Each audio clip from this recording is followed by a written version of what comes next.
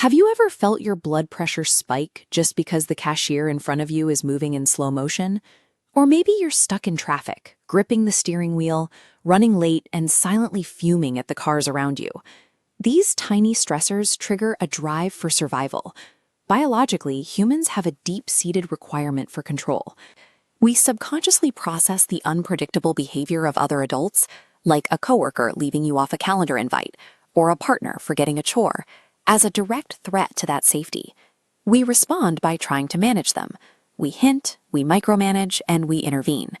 But by fighting to change the one variable in the universe we cannot dictate, other people, we end up exhausting our own power. To understand the cost of this effort, imagine the power dynamic in your relationships as a playground seesaw. When you try to fix someone else's behavior and inevitably fail, you often internalize their choice as a personal flaw. You make their independent actions a reflection of your own worth. In this diagram, your reaction acts as a heavy weight, pulling you down and shifting the entire balance. At the bottom, you're crushed by heavy emotions, feeling inferior, jealous, insecure, left out, or less than. You've volunteered to carry their burden. Internalizing the actions of others places you at the absolute bottom of the power dynamic. In this state, your peace of mind is entirely dependent on someone else's mood, leaving you a victim of your own perspective. Imagine you're watching a group of teenagers getting ready for a formal prom. It's pouring rain, nobody brought an umbrella, and they've decided to walk to a tiny taco stand that only fits half of them.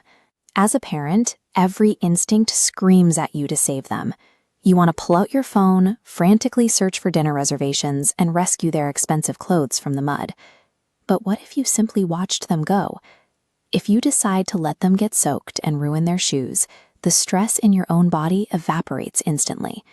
This shift draws on the Stoic principle of the dichotomy of control, the idea that suffering stems from trying to steer things outside our direct influence. By creating that intentional gap or emotional detachment, you stop reacting and start observing, which leaves you clear-headed enough to decide your own next move. Millions of people have adopted these two words as a mental shield. It's become a global psychological tool, with thousands of people even tattooing the phrase on their bodies to remind themselves to release their grip on other people's choices. Reclaiming your emotional freedom begins with this conscious decision to step back and allow others to make their own choices without your interference. When you first apply this to an annoying coworker or a flaky friend, the release can be intoxicating. You stop caring, and the hurt stops stinging. By dropping that emotional weight, you push off the ground. The seesaw suddenly tips in the opposite direction, shooting you to the high end, elevated far above the group.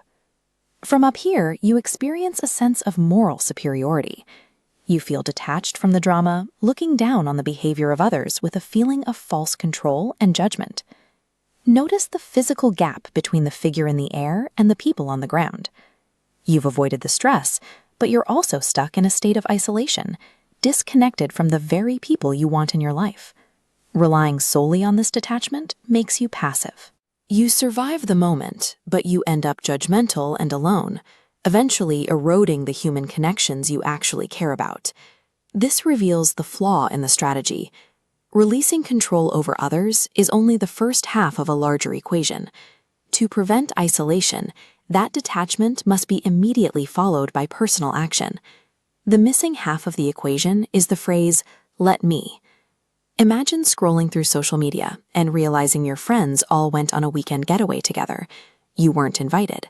The initial sting of rejection hits hard, and the urge to spiral or assign blame kicks in.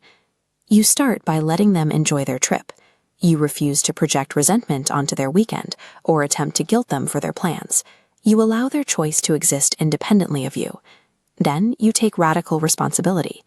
Let me acknowledge that I haven't invited any of them to do anything in months.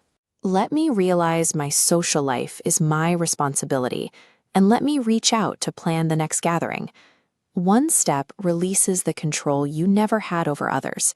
The second step reclaims the absolute control you have over your own response. Introducing personal responsibility changes the power dynamic, bringing the seesaw into a complete, steady level. You aren't crushed by them, and you aren't floating above them.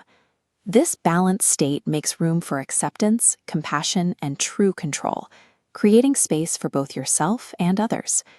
You achieve actual agency by prioritizing your own boundaries and responses over the behavior of others.